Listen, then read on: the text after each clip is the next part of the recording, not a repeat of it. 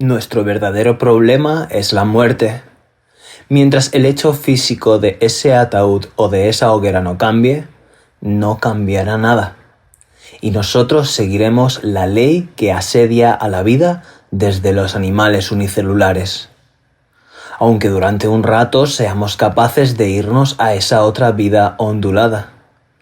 Es como si fuera el problema que se me ha encomendado resolver, decía Madre. Madre es, en primer lugar, la lucha contra la muerte. Porque Sri Aurobindo había muerto en 1950, como Orfeo y Eurídice, y durante 23 años iba a batirse con ese problema como una leona. Pero, de hecho, no se puede pasar a la ondulación y a la vida ubicua sin que algo haya cambiado ya en el régimen de la muerte, porque lo que crea la barrera crea también la muerte. ¿Y qué es lo que crea la barrera? ¿Cuál es el mecanismo celular de la muerte? Los biólogos observan las coordenadas del fenómeno y dicen: si se da esto más aquello, se produce la muerte. Pero, ¿por qué se da todo eso? No lo saben. El próximo reino es, ante todo, el que tendrá una posición diferente respecto a la muerte. Ya no estará dentro de ella. Si el modo de vida debe cambiar, el modo de muerte también debe cambiar. Si no, seguiremos dando vueltas en la misma vieja historia sin fin, con algunas ilusiones ubicuas y celestes de vez en cuando. ¿Y dónde atraparemos ese nido de la muerte? Para eso hay que descender al cuerpo. Es el camino del descenso, del que hablaba Madre en 1959. Y quizá también sea eso, el descenso a los infiernos. ¿Y cómo se hace para descender al cuerpo? Nuestro cuerpo nos parece totalmente natural. Con él caminamos, nos alimentamos y luego lo rodeamos con un cierto número más o menos espeso de pensamientos y de ingeniosidades diversas. Y a tirar. Pues bien, es preciso que deje de ser absolutamente natural antes de empezar a entender la más mínima cosa del cuerpo. Mientras la cobaya se comporte normalmente en su jaula, solo habrá otra cobaya que a su vez seguirá haciendo otra cobaya. Podemos modificar la alimentación, podemos modificar el sueño, podemos modificar la calidad del aire respirado. Y los hatha yogis no se han privado de jugar con todos esos mecanismos. Podemos incluso parar los latidos de nuestro corazón. ¿Y luego qué? No es un circo de la vieja especie lo que buscamos, ni siquiera una especie mejorada, sino otra cosa. Podemos manipular todos los mecanismos del cuerpo, pero de eso no saldrá nada diferente, porque esos mecanismos no tocan más que la superficie, y es por lo que ni los biólogos ni los hatha yogis han encontrado la clave, ni siquiera han comprendido el asunto. Ya lo hemos dicho, desde la musaraña arborícola no estamos haciendo más que triturar mecanismos.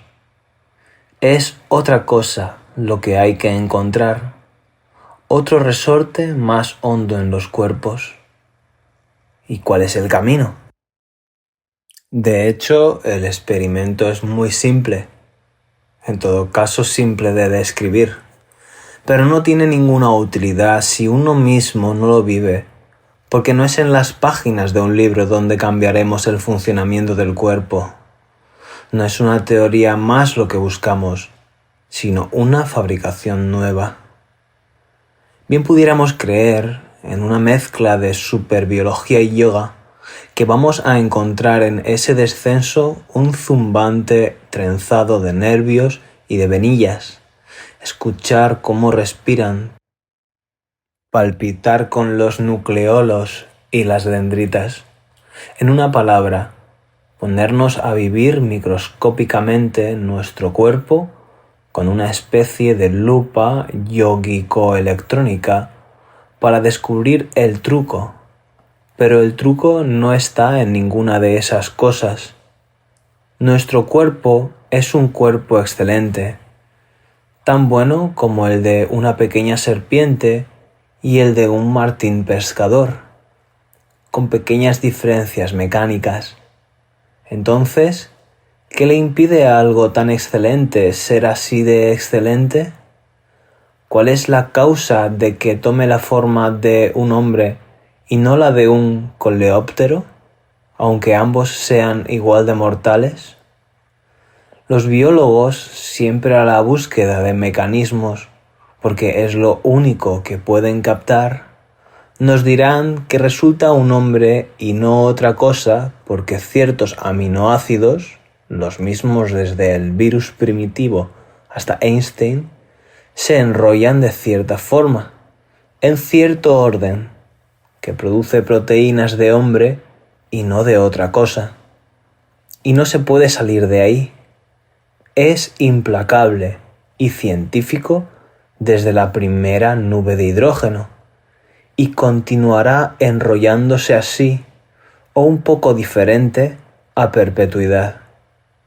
Es por lo que Madre decía, haciendo un asombroso resumen: el materialismo es el evangelio de la muerte.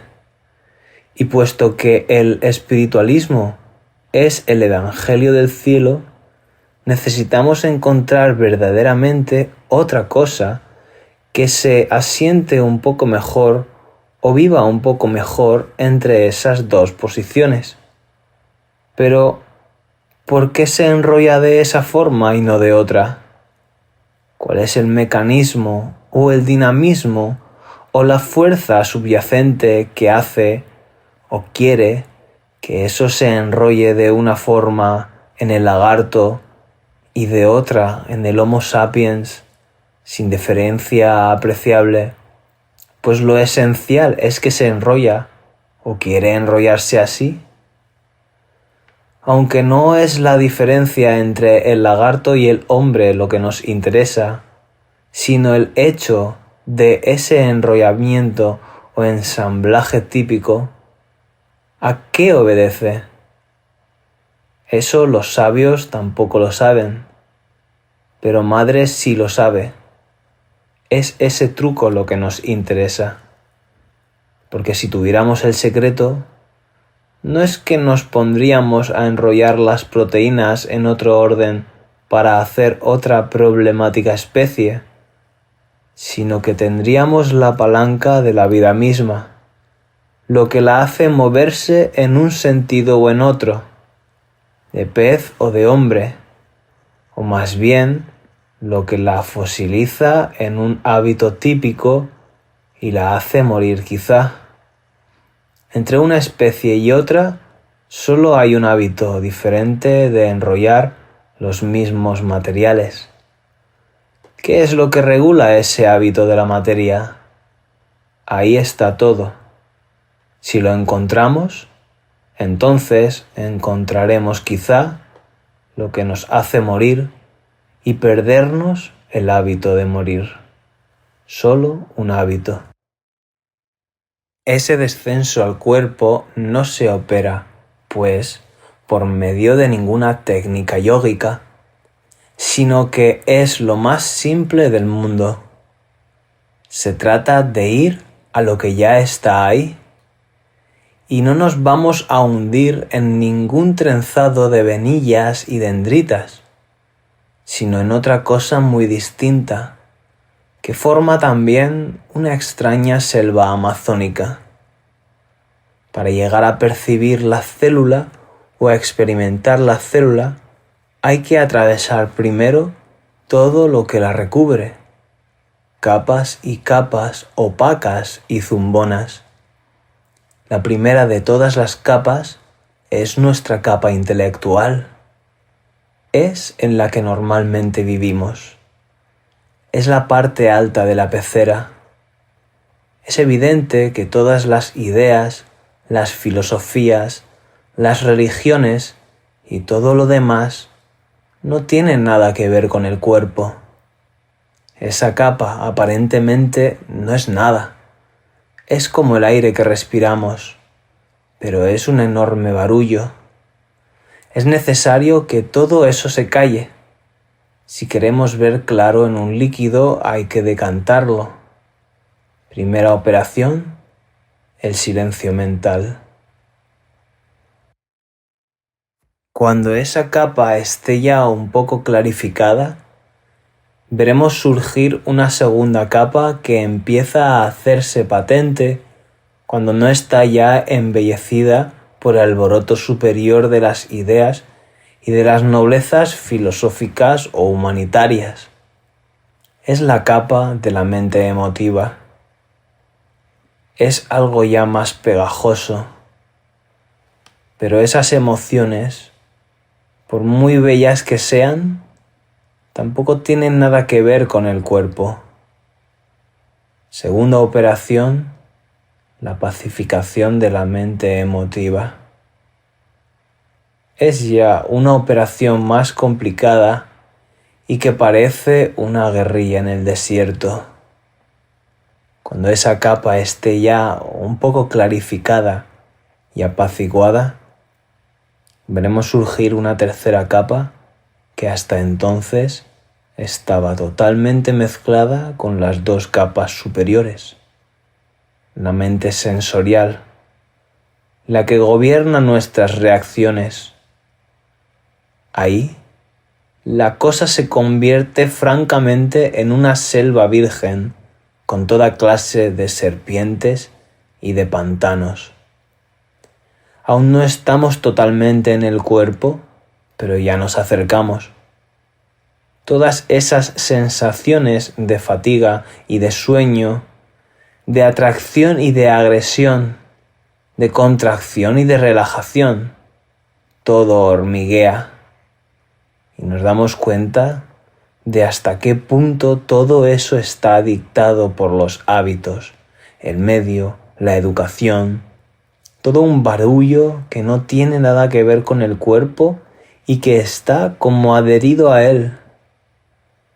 Tercera operación, la transparencia de la mente sensorial y la neutralidad perfecta. Si uno se contrae o rechaza, es como si levantara un muro al instante. Es decir, que la travesía se para y uno queda bloqueado en medio de la selva amazónica. Hay que desprender del cuerpo toda esa trama activa y reactiva. Entonces, el cuerpo empieza a volverse un poco flotante, como si no sintiera ya muy bien sus amarres y su peso. De hecho, ha sido extrañamente aligerado. Empieza ya a volverse el cuerpo. Y por fin llegamos a la barrera, la cuarta capa, la de la mente física. Pero el que no sabe que esa es la barrera, no sabe en absoluto dónde está ni lo que está fabricando en esa especie de jungla. Es después, tras haberla atravesado, cuando se da cuenta de que era la barrera y de lo que eso significa exactamente. Por el momento, y ese momento duró años para madre, es solo un microscópico hormigueo pegajoso e interminable del que no se sabe muy bien si conduce al otro lado o a la desintegración del cuerpo.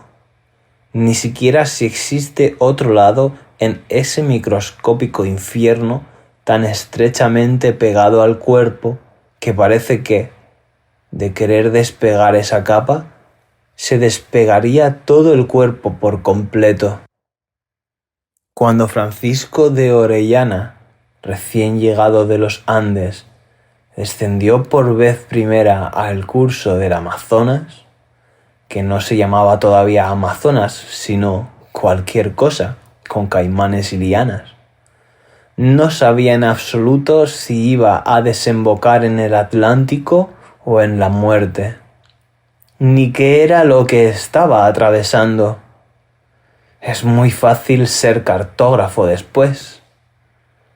Vamos a dar aquí algunas etapas o pistas de esa travesía hasta llegar a la barrera de la mente física.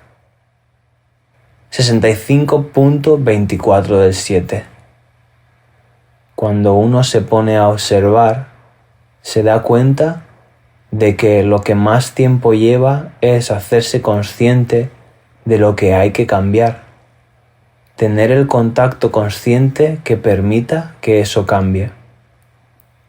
¿Y cuánto tiempo necesitaron los grandes primates para percibir que lo que contaba no era dar volantines en los árboles, sino sentarse pensativo en un rincón del claro contemplando la nada? 66.30 del 3.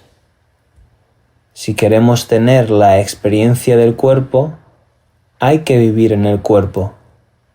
Por eso los antiguos sabios y los santos no sabían qué hacer con su cuerpo. Se salían de él y meditaban. Así que el cuerpo no tenía luego nada que ver con todo eso. 63.10 del 8. Una batalla formidable contra hábitos milenarios. 59.19 del 5. Cuando uno llega al cuerpo, cuando quiere hacerle avanzar un solo paso, ni siquiera un paso, un pasito de nada, todo se te pega. Es como si metieras el pie en un hormiguero. 56.27 del 6.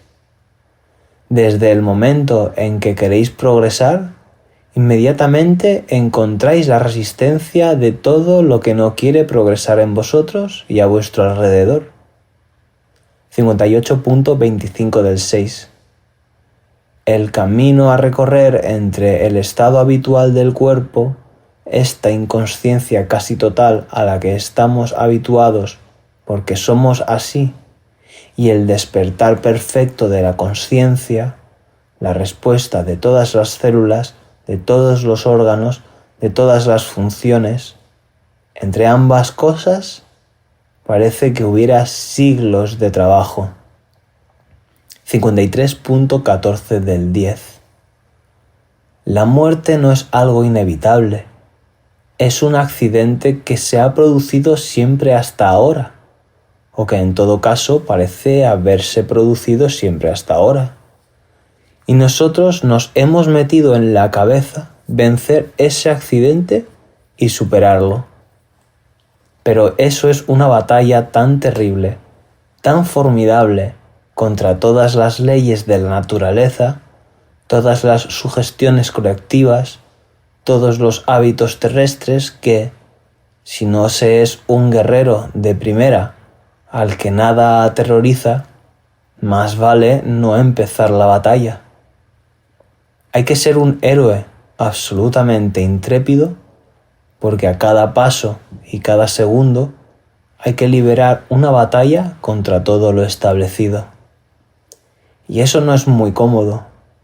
E incluso individualmente es una batalla contra sí mismo, porque si queréis que vuestra conciencia física esté en un estado que permita la inmortalidad física, es necesario que estéis tan libres que todo lo que ahora representa la conciencia física, que cada segundo es una batalla, todos los pensamientos, los sentimientos, las sensaciones, todas las repulsas, todo lo que existe, todo lo que forma el tejido de vuestra vida física debe ser superado, transformado y liberado de todos sus hábitos.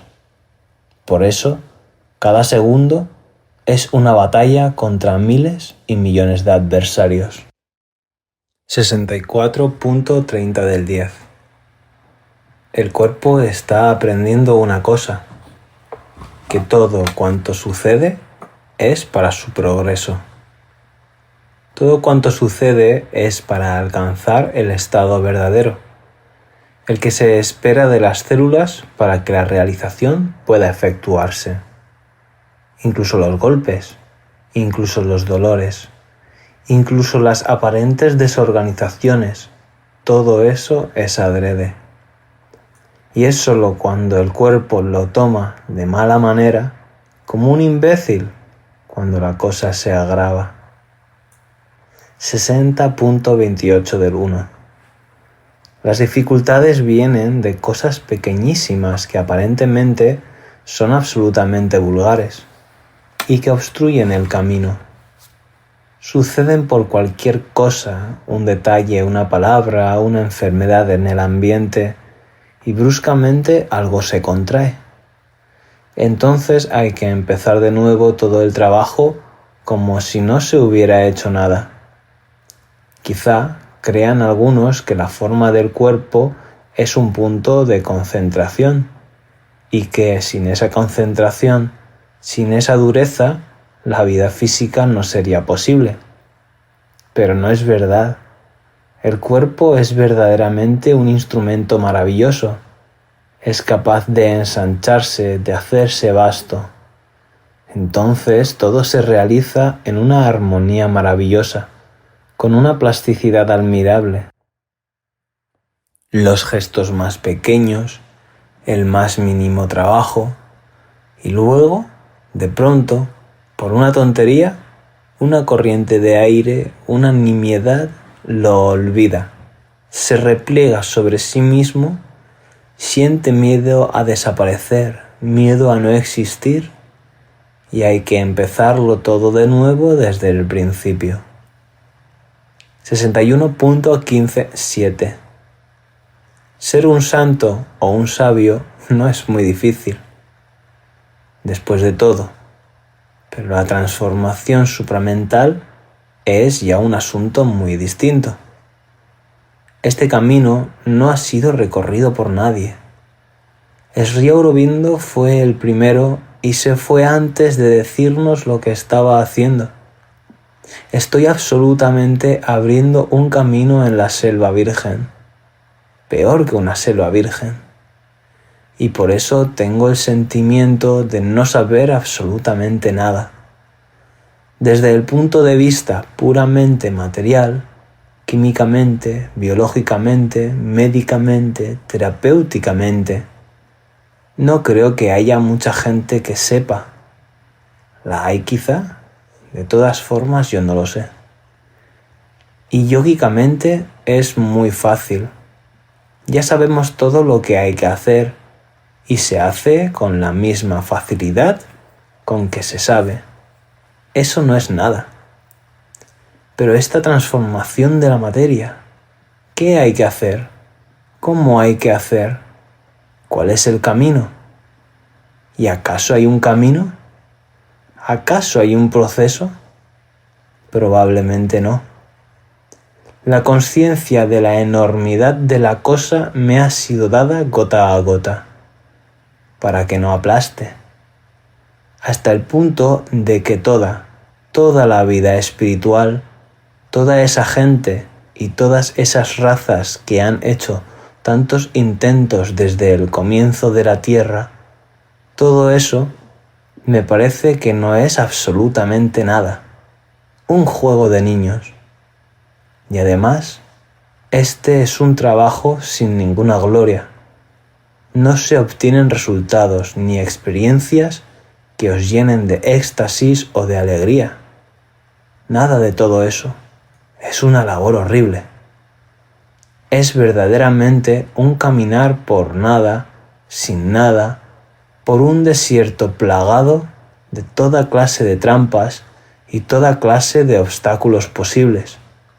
Y uno lleva los ojos vendados, no sabe nada. Si queremos que los ojos del cuerpo se abran, es necesario que los ojos de la mente se cierren. 60.16 del 5. Allá en las alturas se está muy bien, pero aquí abajo es un hormiguero. De hecho, es una batalla contra cosas pequeñas, muy pequeñas, hábitos, formas de ser, formas de sentir, de reaccionar. 69.27 del 12. Cuando se trata de cosas materiales, la gente tiene instintivamente la impresión de que todo eso es algo conocido, sabido, que se fundamenta en experiencias establecidas, y es ahí donde somos vulnerables. Es precisamente eso lo que se le está enseñando al cuerpo, la inanidad de esta forma actual de ver y de comprender las cosas, basada en lo bueno, lo malo, el bien, el mal, lo luminoso, lo oscuro, todas esas contradicciones y todos los juicios, toda la concepción de la vida material se basa en eso. Es necesario que incluso la parte física que pensaba que había aprendido a vivir y a saber lo que hay que hacer y cómo hay que hacer, es necesario que eso también comprenda que ese no es el verdadero saber y que no es la verdadera manera de utilizar las cosas exteriores. Por ejemplo, la conciencia que está ahora trabajando está todo el tiempo como pinchándole al cuerpo. ¿Ves? ¿Tienes esa sensación? Pues bien, ¿en qué se basa? ¿Crees que sabes? ¿Pero sabes verdaderamente lo que hay detrás? Y así con todas las pequeñas cosas de la vida de cada minuto. Es una demostración con hechos, a través de la experiencia de cada minuto, de que cuando se hacen las cosas con esa especie de sensación de una sabiduría adquirida o de una comprensión adquirida, de una experiencia vivida, hasta qué punto todo eso es engañoso, por así decirlo, y que hay alguna otra cosa detrás. 58.10 del 5. Uno es tratado a puñetazos y a martillazos hasta que comprenda, hasta que esté en ese estado en el que todos los cuerpos son tu cuerpo. En cuanto hay una reacción de yo en el cuerpo, se levanta la pared al instante. Esa ha sido toda la historia evolutiva desde que un primer ser unicelular tejió su membrana protectora. 60.12 del 11. Un consentimiento cada vez más total, cada vez más integral y más abandonado. Es ahí donde se tiene la impresión de que hay que ser totalmente como un niño. Si empieza uno a pensar, oh, querría ser así, tendría que ser asá, está perdiendo el tiempo. ¿Y cómo iba uno a saber lo que hay que ser para ser la próxima especie? 60.17 del 12. A veces da la impresión de que ya está, ya lo tengo. Y después otra vez todo se viene abajo. Esa es la tarea. Otras veces tengo la impresión de caer en un agujero, verdaderamente un agujero, y no sé cómo salir de ahí. Y así dura semanas y semanas. Y sobre todo, este sentido de lo importante y de lo no importante es algo que se desvanece. Me quedo así, con nada. Ya no hay escala de importancia. Todo eso es absolutamente nuestra imbecilidad mental. O nada es importante, o todo es igualmente importante. Esta partícula de polvo que uno limpia, o la contemplación extática, todo es igual. Basta reflexionar. ¿Qué es lo más importante para la próxima especie? Lo sabremos cuando lleguemos. Las vértebras del coxis son un residuo sin importancia de un órgano que era muy importante para los monos. 62.6 del 10. Es fácil de comprender. Si se trata de parar algo y de empezar otra cosa distinta, podría hacerse bastante rápido. Pero mantener vivo un cuerpo que continúe funcionando y luego que al mismo tiempo haya un funcionamiento nuevo y una transformación es una combinación muy difícil de realizar, sobre todo en lo que se refiere al corazón. El corazón reemplazado por el centro de la potencia, una potencia dinámica formidable. ¿En qué momento suprimir la circulación e introducir la fuerza? Es difícil. En la vida ordinaria, primero se piensan las cosas y luego se hacen. Pero aquí es precisamente al revés. En esta vida hay que hacerlos primero y se comprenden después, mucho tiempo después. Hay que actuar primero sin pensar. Si se piensa, no se hace nada que merezca la pena. Es decir, que se vuelve otra vez a la vieja fórmula. 62.30 del 10. Es algo tan nuevo que uno ni siquiera sabe si progresa, ni sabe a dónde va, ni hay forma de saber qué camino está siguiendo. Suceden cantidad de cosas, pero ¿están en el camino? ¿O no es ese el camino? No sé nada, solo al final se sabrá. 63.22 del 6.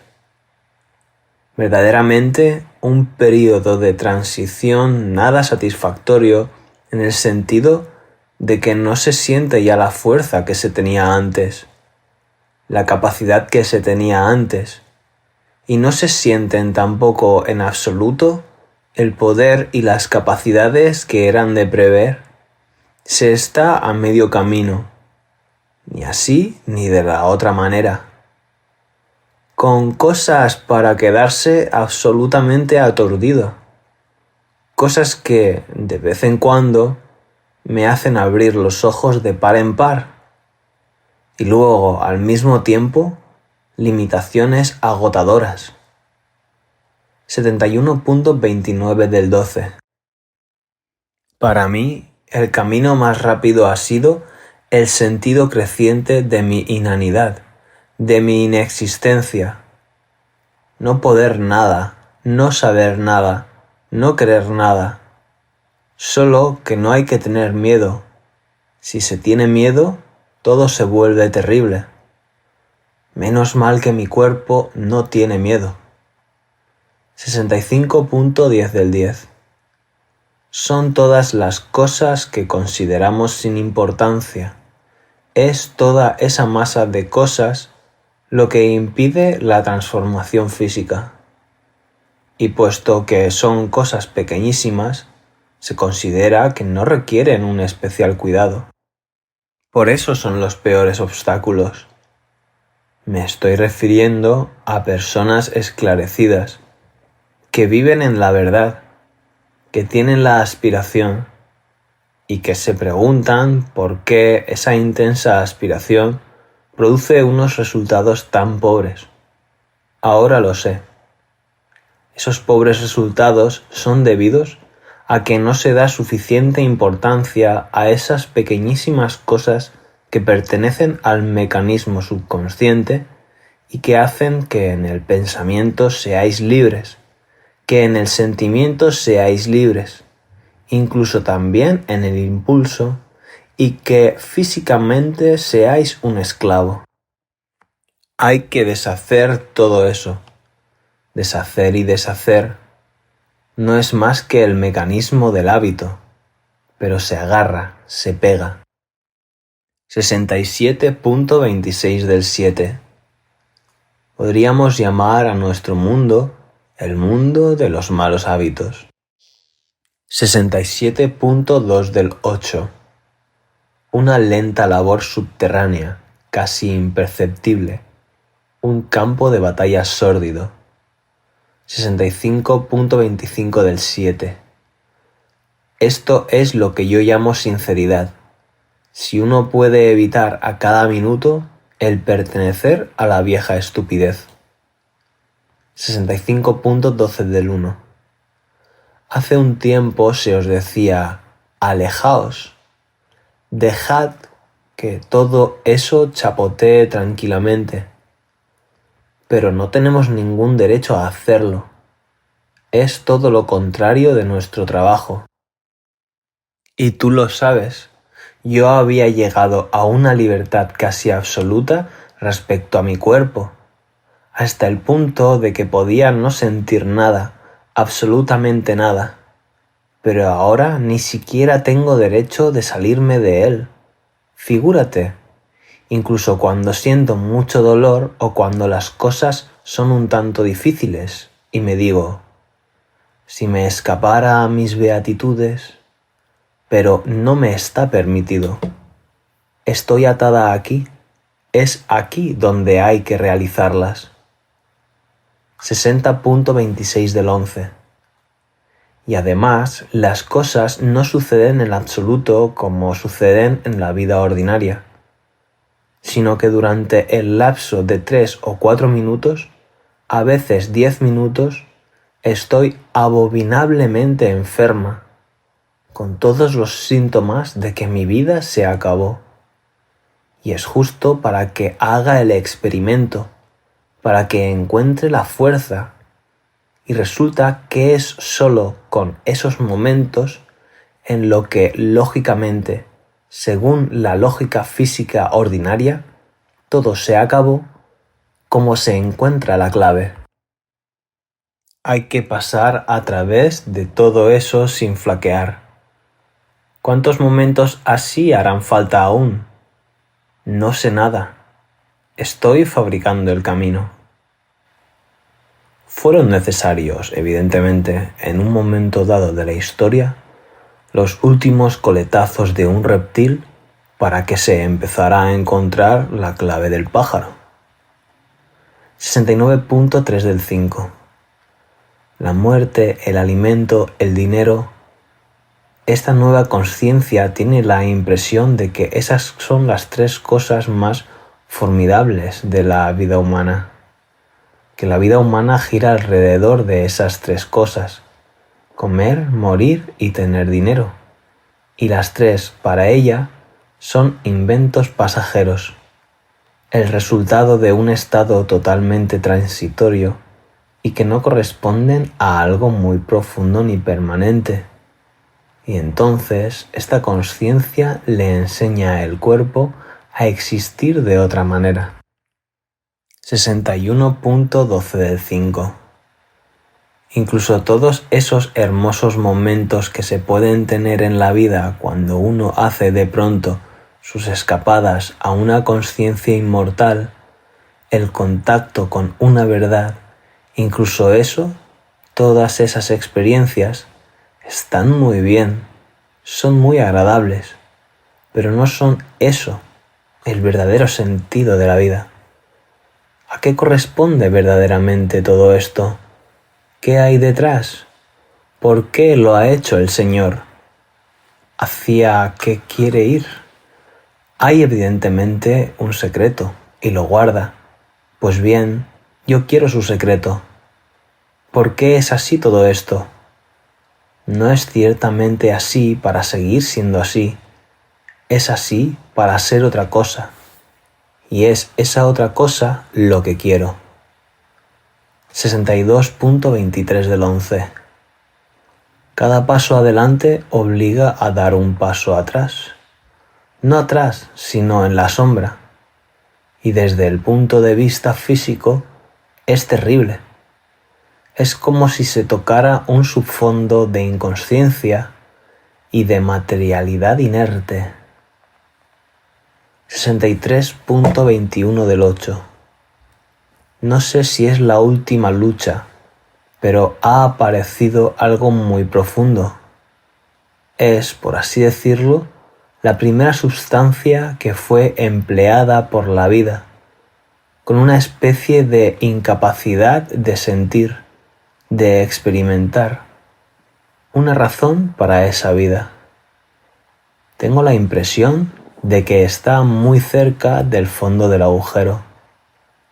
En un momento dado, sentí una angustia tan terrible.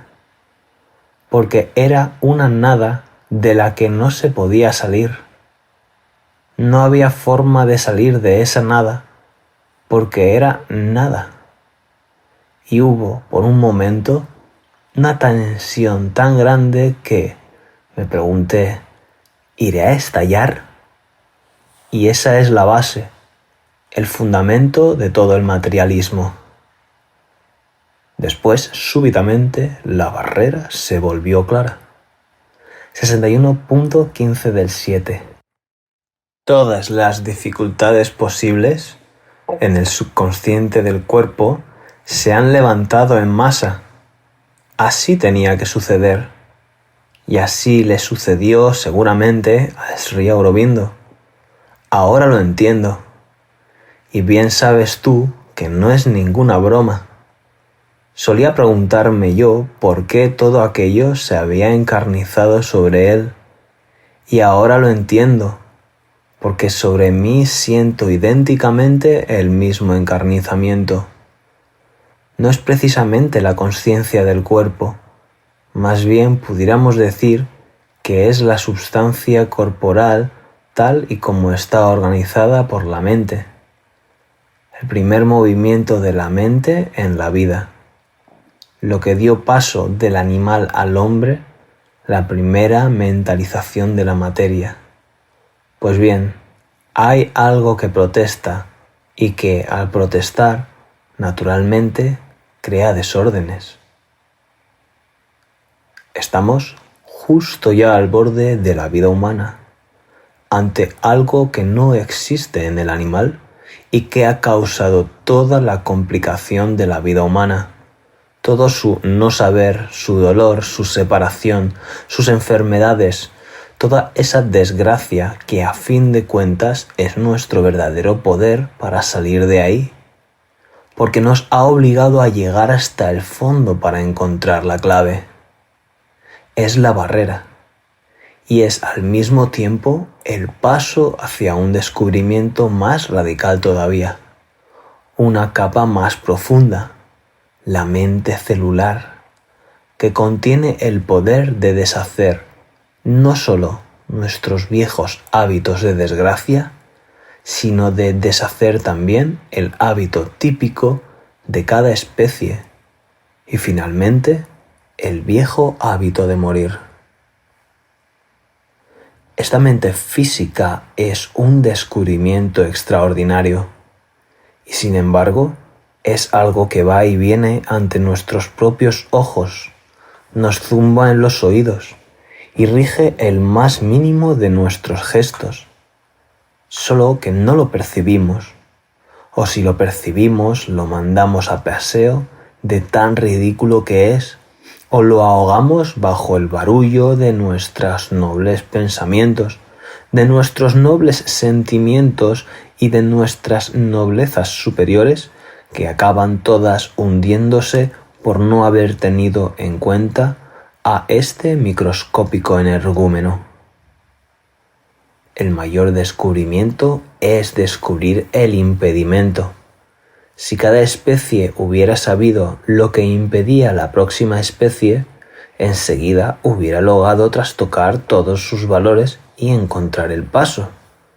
Solo que para eso hay que sentirse incómodo en la propia especie. Hay que empezar a enfocarse un poco.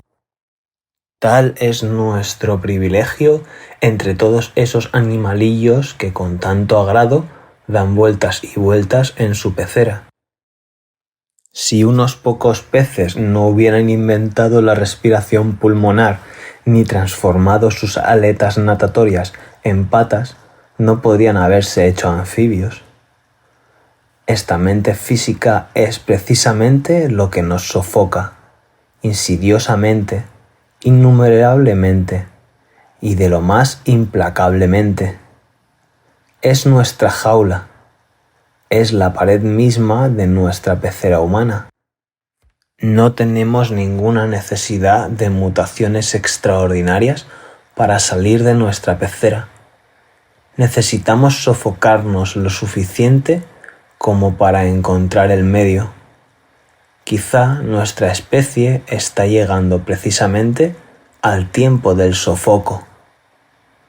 Por lo menos la parte superior, por así decirlo, de esta mente física, sí la conocemos. Es la que repite hasta la saciedad microscópicos pensamientos materiales, como una vieja que habla sola, y que si no le pusieran una pinza en la boca, seguiría repitiendo durante horas sin parar. «No has cerrado la puerta, vete a ver», como un disco rayado, cuando uno sabe perfectamente que ha cerrado la puerta, y lo repite todo, el menor gesto, el menor trozo de frase, el más mínimo tropezón en el peldaño de una escalera, y se acuerda de ello 20 años después con toda exactitud. Es una memoria implacable, es infinitesimal, como una punta de alfiler. Se introduce en cualquier rincón de la materia y traza luego su surco, repitiéndolo a perpetuidad. Estamos surcados de arriba a abajo y hasta en el más mínimo nervio por esa mecánica, y hasta en nuestras células. En efecto, estamos tejidos y cubiertos por esta mente física. Es la que todo lo fija. Sin ella nos olvidaríamos quizás de que somos unos hombres uncidos para siempre a esta forma material y a la muerte, pues ese es precisamente su trabajo, uncirnos a la materia. Su segunda cualidad, que conocemos también un poco en sus partes superiores y visibles, es el miedo. Le tiene miedo a todo. «Cuidado, no te has puesto la bufanda, te vas a resfriar. Cuidado, vas demasiado rápido, te vas a romper una pierna. Cuidado, no puedes hacer eso, vas a fatigarte el corazón.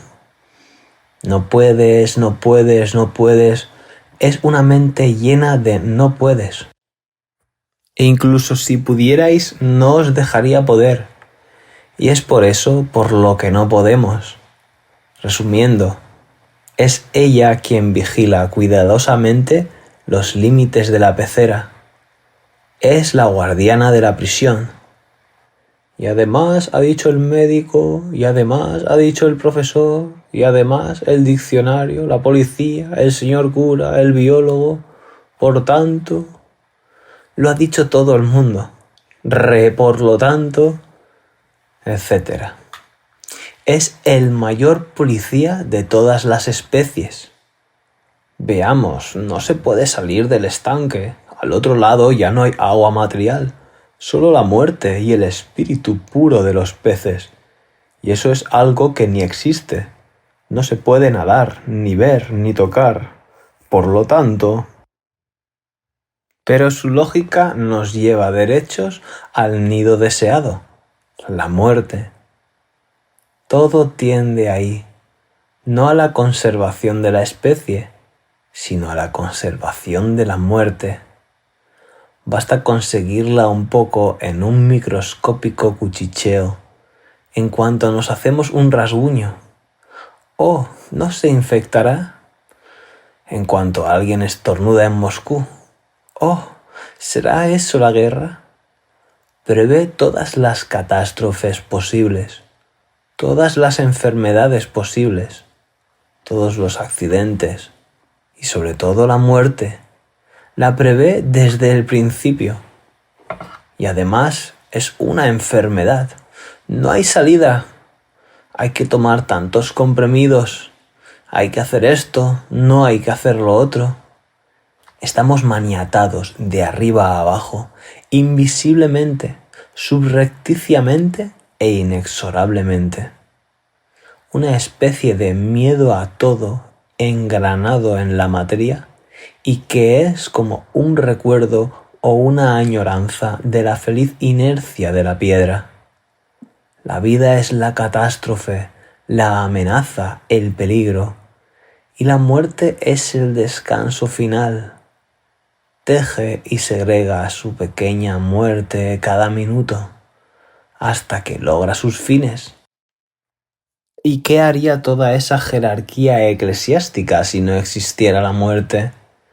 ¿Qué haría el biólogo, el filósofo y toda la santa tribu?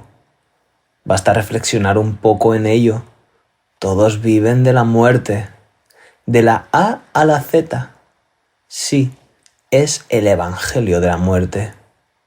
El supremo ejemplo del funcionamiento de este individuo lo encontramos en el atáxico parkinsoniano dominado por su temblor incontenible y que intenta desesperadamente dar un paso adelante. Y tropieza y lo intenta de nuevo. No puedes, ¿ves? No puedes andar. Hasta que la enfermedad de Parkinson quede fijada de una vez para siempre. Fijar, esa es su misión. Y se comprende entonces el formidable poder hipnótico de esta mente física. Hace falta verdaderamente todo nuestro barullo superior para no darnos cuenta de la omnipotencia de este infinitesimal cuchicheo. Y en efecto, es ahí donde trabajan los curanderos e hipnotizadores que os impiden perfectamente sentir el dolor cuando os pondríais normalmente a chillar, o que os hacen realizar cosas imposibles y contrarios a todos los no puedes. Logran abolir un instante la mente física, algunos a veces para curar y lo más frecuentemente para fijar la enfermedad.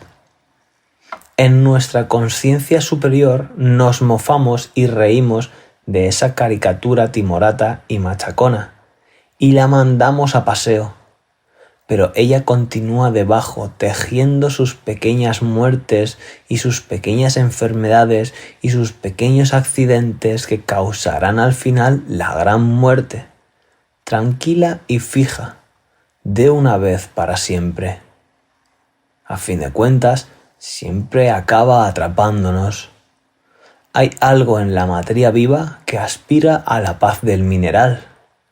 Hay una memoria implacable que nos hace regresar al comienzo de las eras, quizá a aquella condición primera de la materia donde se encuentra escondido el supremo poder en lo que parece ser la suprema impotencia y la suprema inmovilidad en el supremo movimiento de los átomos. Si la muerte de las especies es el obstáculo, es que es la clave de otra cosa. Siempre que hay un muro, existe también el otro lado del muro. El único obstáculo es no darse cuenta del muro. Brevemente, daremos algunos puntos de la travesía de madre por esta última capa que nos envuelve estrechamente y herméticamente y nos sella, por así decirlo, en nuestra forma humana y mortal. Es lo que madre llamaba la horrible cosa. En efecto, estamos envueltos en una cuádruple trama superpuesta. La primera, cuyas mallas son relativamente flojas, es la mente intelectual. La segunda, cuyas mallas son ya más cerradas y pegajosas, es la mente emotiva. Luego la trama compacta de la mente sensorial. Y por fin las mallas microscópicas de la mente física. Y debajo está el cuerpo, es decir, un desconocido cuya realidad se nos escapa por completo, porque todo cuanto viene de lo que llamamos cuerpo está ya desnaturalizado, falsificado y fabricado por las 4 tramas sucesivas. ¿Qué habrá debajo? Los biólogos pueden hablar de enzimas y de moléculas de ADN, pero es como si hablaran de la naturaleza del hombre desde el fondo de un perpetuo torreón. Sacadles del torreón y hacedles galopar bajo el sol, y veremos si sus pequeñas moléculas se comportan igual, y si todas sus leyes no eran otra cosa que la ley del torreón. 54.10 del 3. Preferirán morir y conservar sus hábitos antes que vivir de forma inmortal y perderlos. 57.15 del 5. Os desafío a transformar vuestro cuerpo si vuestro ser mental no lo está.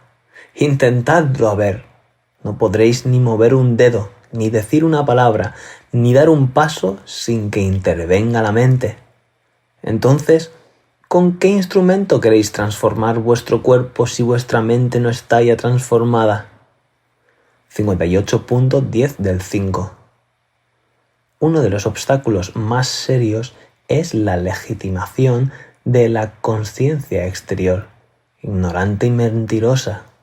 La consciencia ordinaria da a todas las pretendidas leyes físicas causas, efectos y consecuencias, y a todo lo que la ciencia ha descubierto físicamente, materialmente.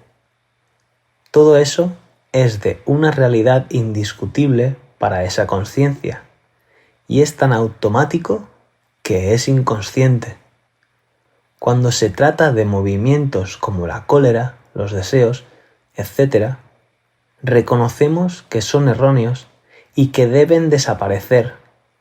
Pero cuando se trata de las leyes materiales, del cuerpo, por ejemplo, de sus necesidades, de su salud, de su alimentación y todas esas cosas, las concedemos una realidad concreta tan sólida, tan compacta, tan estable, que parecen absolutamente indiscutibles.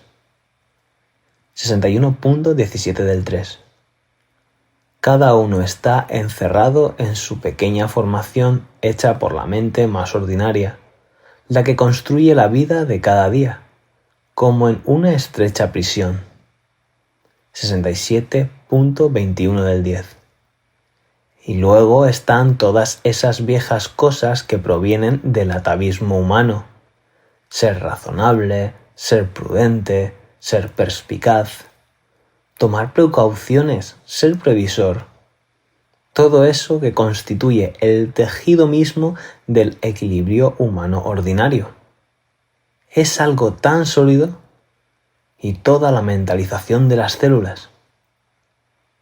Las células están mentalizadas, es decir, hipnotizadas, y quizá totalmente aterrorizadas por el guardián de la prisión. Toda la mentalización de las células está así, llena de eso, y no solo según la propia forma de ser, según la propia experiencia, sino también según la forma de ser de los padres y de los abuelos y del ambiente y de todo eso. 68.26 del 10. Verdaderamente es un infierno. Solo esa posibilidad hace que no sea un infierno. Si no, da la impresión de que las diversas capas del ser han sido como batidas todas juntas, como cuando haces mayonesa. Todas las capas bien mezcladas en una gran confusión. Entonces, naturalmente, la horrible cosa es soportable a causa de todo el resto que se mezcla con ella. Pero si la separamos del resto, es totalmente evidente que si no fuera insoportable, no cambiaría jamás. Madre vivía en esa última capa, pura, nos atreveríamos a decir, separada del resto, en el linde del cuerpo, buscando el paso. 62.6 del 3. Es una conciencia tan neutra, tan embrutecida, da la impresión de algo que no se mueve, que no cambia, que es incapaz de responder. La impresión de que podría uno estar esperando miles y millones de años que nada se movería. Hacen falta catástrofes para que empiece a moverse. Es curiosísimo. Y no solo eso, sino que la única pequeña brizna de imaginación que posee es siempre catastrófica. Si prevé algo, prevé siempre lo peor. Y un peor que es de lo más pequeño, de lo más mezquino y de lo más vil. Verdaderamente es la condición más repugnante de la conciencia humana y de la materia. Pues bien, estoy ahí de lleno, desde hace meses, y mi forma de estar ahí es pasar por todas las enfermedades posibles. 65.24 del 7. A esta mente material le gustan las catástrofes y las atrae, e incluso las crea, porque necesita el choque de la emoción para despertar su inconsciencia. Todo lo que es inconsciente, todo lo que es inerte, tiene necesidad de emociones violentas para sacudirse y despertar. Y esa necesidad crea una especie de atracción o de imaginación morbosa de esas cosas. Se pasa todo el tiempo imaginando toda clase de catástrofes posibles o abriendo la puerta a las malas sugestiones. Uno tiene un dolorcito de nada y... ¿será un cáncer? 68.9 del 10. Son mundos creados por la sugestión. Se está en una determinada ola de sugestión y todo es terrible. Se está en otra ola de sugestión y todo es encantador. Se está en otra y todo es magnífico.